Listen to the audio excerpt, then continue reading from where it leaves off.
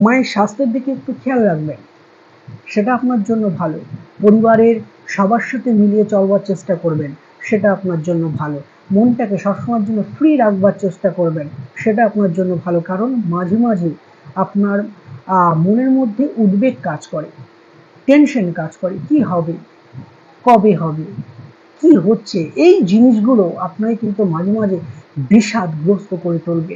এই জায়গাগুলি থেকে কিছুটা হলেও নিজেকে কন্ট্রোলে রাখবার চেষ্টা করবেন। বিবাহের জায়গাটা মোটের উপর ভালো যাচ্ছে। যারা ব্যবসা করছেন তাদের জন্য এই ব্যবসা অর্থাৎ সপ্তম হাউসে দেবগুরু বৃহস্পতি দৃষ্টি প্রদান করছে, এটা কিন্তু এই মিথুন রাশির জাতক বা জাতিকাদের জন্য খুবই ভালো। তবে হঠাৎ করে কর্ম ছাড়ার একটা জায়গা কিন্তু তৈরি হতে পারে। হঠাৎ করে কর্ম ছাড়বেন না, সেটা আপনার জন্য কিন্তু অতীব শুভ বলে প্রমাণিত হবে।